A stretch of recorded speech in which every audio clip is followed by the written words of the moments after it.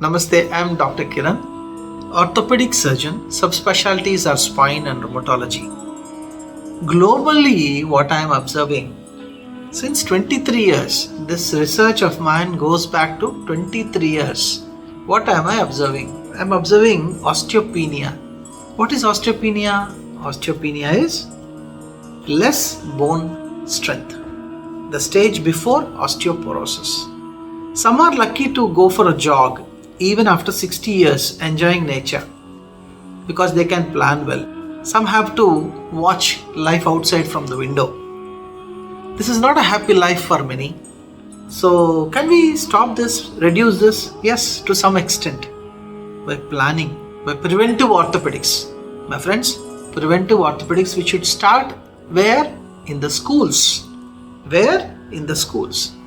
Now, screening of the bone strength is very important by a useful tool called DEXA, Dual Energy X-ray Absorptiometry, and of the various modalities like CT and other things. DEXA machine is very simple and not so costly also nowadays for a corporate. For individual, maybe it might be costly to afford in a private setup. Now, my goal is to educate you all regarding preventive orthopedics. Why am I saying this? Because once your bones, it should be like this, once they are hollow, you want to put a plate, you want to put a stem, anything, it comes out. Fixing it with a bone cement is not easy.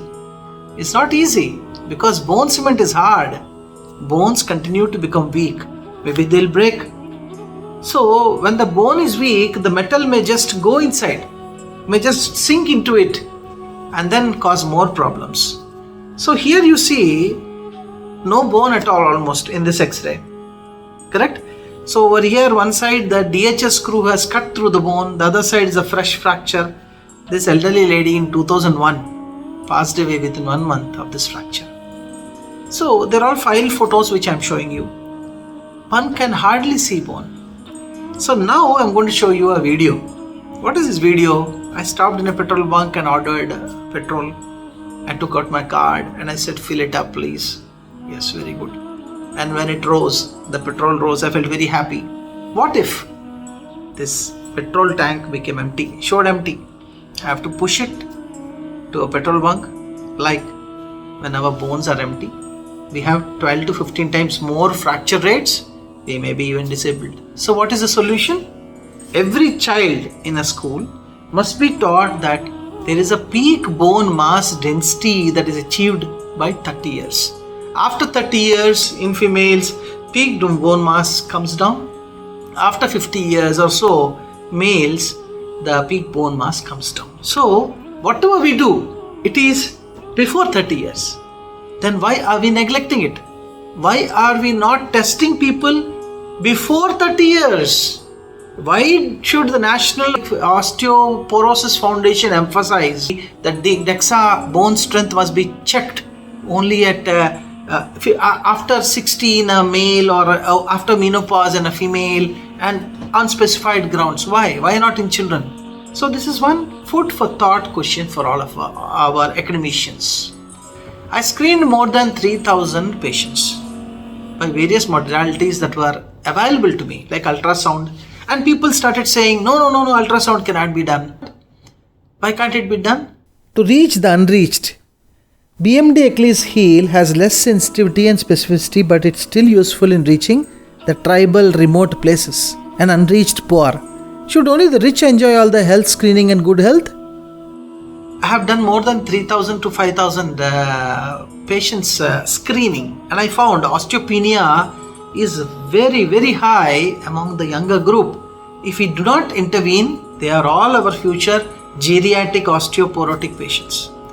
So in our camps, the highlights were a young man of 22 years.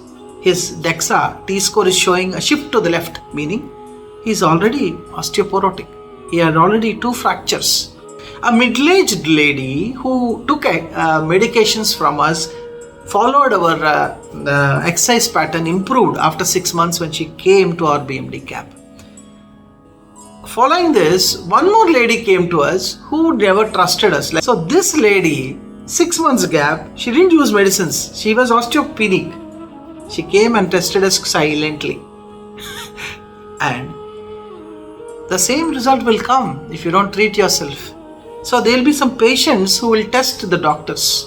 Nothing wrong, because such is the life today.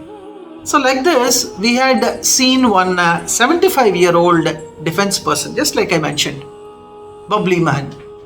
I said, sir, how old are you? 75. I said, he is an ex-defense retired major, and he was having very good lifestyle, good nutrition, everything, and he was excellent in his BMD. So this is how we have to stop and ask ourselves and prevent any health problem. So let me ask 3 questions. When osteoporosis has been given the name silent pandemic, why is it being allowed to be underreported and undertreated globally? 1. 2. Why is the National Osteoporosis Foundation emphasizing only on postmenopausal female, elderly men or positive family history for fractures? Why? Why are juvenile and early age onset osteopenia and osteoporosis patients being looked away except in certain hospitals only? Royal Hospital Melbourne, where any child may be referred for DEXA. A medical reason must be there, must have had a recent fracture, had an X-ray that demonstrates osteopenia. See, sensible. That is, the hospital is sensible. Now, when we come to osteoporosis, it's a very prevalent disease and results in massive health costs to the individual, to the society, to the government. There's a difference. So the best way is mass screening. Now, which is the tool which is available for free and for mass screening? Ultrasound and X-ray. Even a good X-ray, like in this you see, the D12 vertebra is showing anterior loss of height. The posterior is okay, anterior is decreased. That shows there is a decreased bone mass. So a good quality X-ray also can probably give us an idea of osteopenia, provided it is read well by the radiologist. Underreporting is very high. So a uniform, standardized, internationally accepted radiology report form must be implemented to stop this silent pandemic. The day we realize that our knowledge must be like a lamp to give light to others, to the society, that's when we never die. You can see me giving lectures for many people across the community, where I am trying to teach them that osteopenia is very important. Yes, in ICON, I had submitted a study of 2000 cases, and we never permitted ourselves to be hung down by any gaslighting by professionals or outside. So what we did is we continued 3000, now almost 5000 cases I have done. And our observation was 47% had osteopenia, 13% had osteoporosis. And this is my organization. Your blessings are always welcome. Namaste. Thank you. Bye-bye. We'll meet you with the next topic.